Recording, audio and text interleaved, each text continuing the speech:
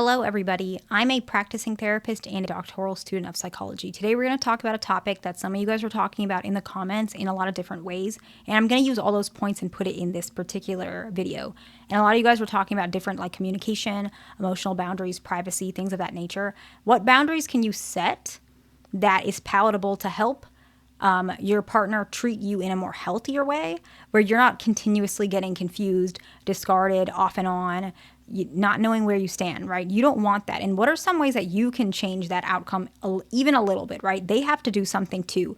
But what can you set for yourself so that you know that regardless of how this relationship, the outcome of it, you at least did your part? And that's what this video is about today, okay? The very first one is any form of communication boundaries. This means yourself and also what you expect for your partner. And we're going to talk about that. That means no yelling for both you guys. And if you guys yell, you communicate, hey, I don't want to do that anymore. Next time, let's try and focus on not yelling. Name calling, insults, sarcasm to mean hurt. We want to make sure that disagreements stay respectful and focus on the issues, not necessarily the past mistakes. If you need to pause, that is where your boundary is set. For you emotionally, you're thinking, you know what? You're yelling a little too much and I feel like I'm getting a little bit emotionally destabilized. I think that we should take like a 10 15 minute break and then let's return when emotions are less risen. What do you think, right? You set that boundary for yourself because you're saying, I can't really handle some of these behaviors that's going on and I feel like I might say something that I'm going to regret and I don't want that to happen. And so that's where your communication is coming from, okay? The next one is emotional boundaries. I stand very strongly with this one because a lot of people can struggle with this, but I think it's one of the things that change how an avoidant treats you the most. Not just because it changes how you react and how you feel, but avoidance actually genuinely, this is one of the things they need in a relationship. It actually helps them to commit to people. And I'm going to explain it in a little more detail. When you are responsible for your own feelings to some extent, you take that responsibility off your partner and that makes them feel less pressured. And pressure is a trigger for avoidance. And that means no guilt tripping, no manipulation, no pressure to change them. You want them to adjust, but you're not pressuring them necessarily. You are able to ask for things clearly. You're not just waiting for them to read your mind or figure things out and adjust, whatever it may be. You're very open. You're very honest about what is needed. And you're able to set that boundary. Let's say, for example, you said, I want us to talk about moving in the spring together. And they're like, hey, I think that's too fast for me. It's not that I'm completely pushing it away. Let me think about it. We still have time, right? And so they didn't say no, but they're probably saying it's a little bit much. I need to think on it. They didn't say no, but they also didn't say yes. You're going to have emotions about that. I know that you are. Most of you guys will be. That's pretty normal. But what do you do with those emotions? You don't use those emotions to say, hey, I'm going to try and change your mind. You say, okay, I get that. My hope obviously is that in the spring we're able to move in together. But I at least hope that if it doesn't happen in the spring, we're able to revisit that. But I'm going to give you time. I am going to give you time. I'm a little disappointed. I was hoping that you would be more confident about this, but I do understand that this is a lot for you.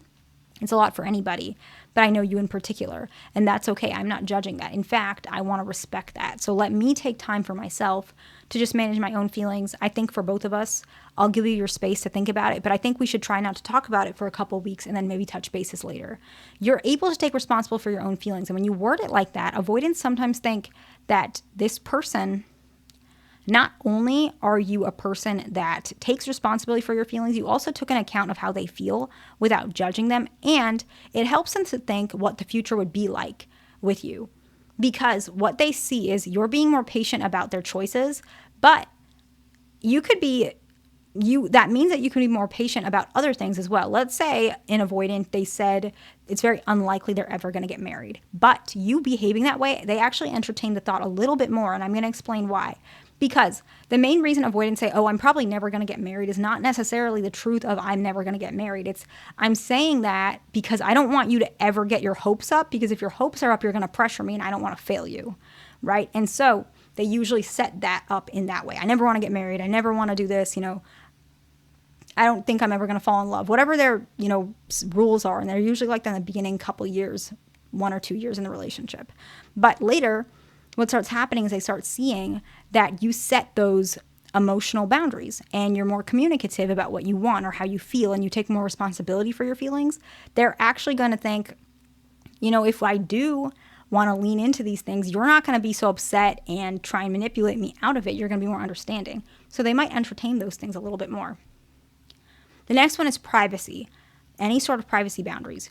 You don't want to, whatever your set is for your relationship, but maybe you don't want to check phones, email, social media, etc. without permission, respect confidentiality, shared personal information.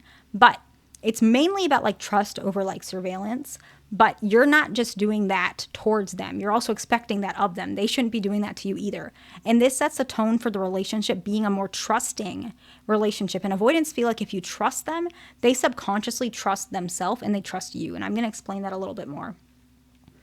A lot of avoidants have been with anxious, preoccupied folks in the past. And a lot of anxious, preoccupied folks, especially the ones that are unhealed or didn't know what was happening, they behaved like this.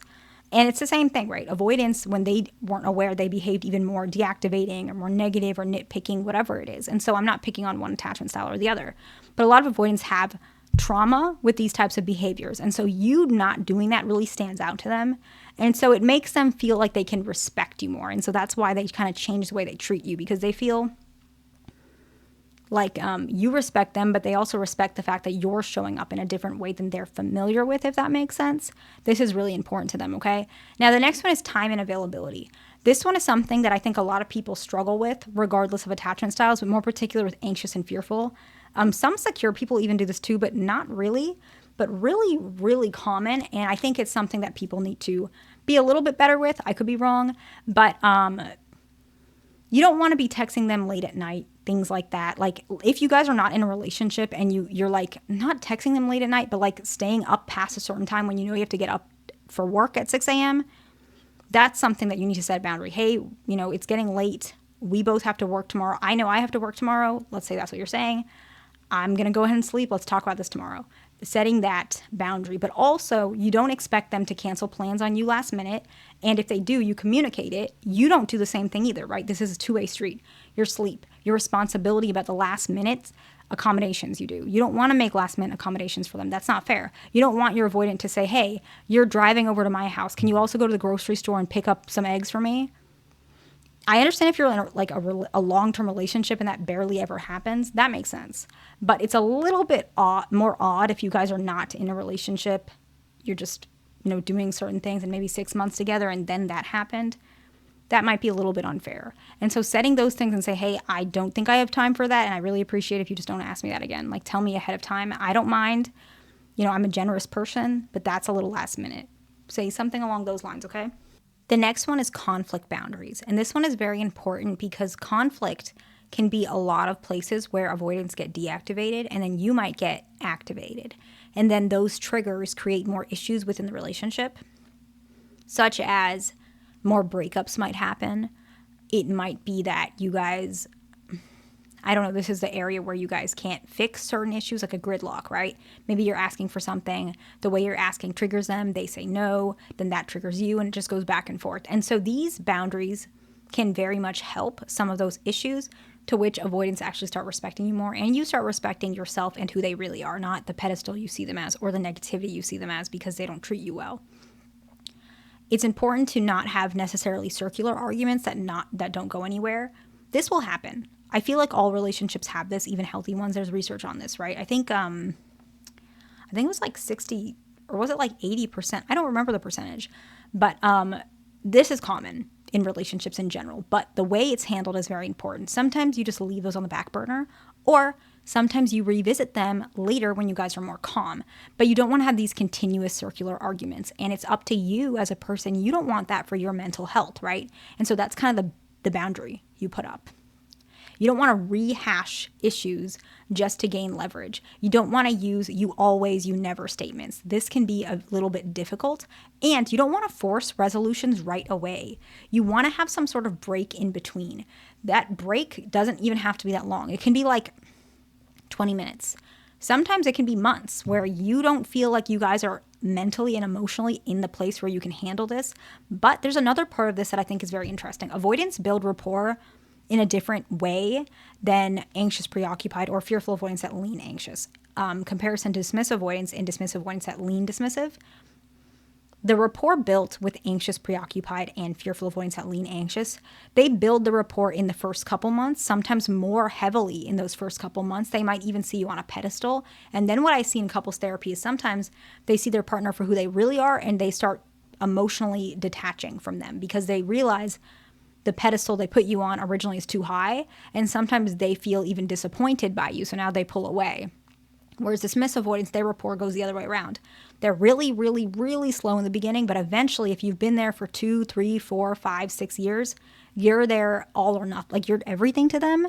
And so usually an argument that you guys had in the first 2 years, they will respond very differently in like year 3, 4, 5, right? That is much more common with dismissive avoidance, whereas fearful avoidance and anxious preoccupied in the beginning, they were really willing and then they got so disappointed. Later, they almost have no hope and no trust. And so if you are anxious, preoccupied, or fearful, leaning anxious, or even secure, because with secure, that's a normal pattern as well, often you're going to feel like certain things, you feel like there's no resolve. And you feel disappointed by that. And sometimes you think you can get a resolution right away because maybe that's how you operate. That's usually not how avoidants operate, especially with bigger issues. But using that break and then revisiting something a year or 2 down the line can really benefit you because a lot of times avoidants change their tune. And I want that for you because I want you to have what you want. And so that's just something to think about. So let's summarize and then we'll wrap it up. Communication boundaries is very important. That just means stay respectful. Emotional boundaries. Be responsible for your own emotions. Privacy boundaries, Neither of you are going to cross boundaries without permission. Time and availability boundaries. That means neither of you guys are canceling. And if you guys are, you bring it up, okay? Sleep. You don't want to cross over your sleep if you have work tomorrow, right? Responsibilities about your responsibilities about last minute accommodations, and then conflict boundaries. These things are very important. I hope this video is helpful to somebody. Please like, subscribe. I'll see you in the next one.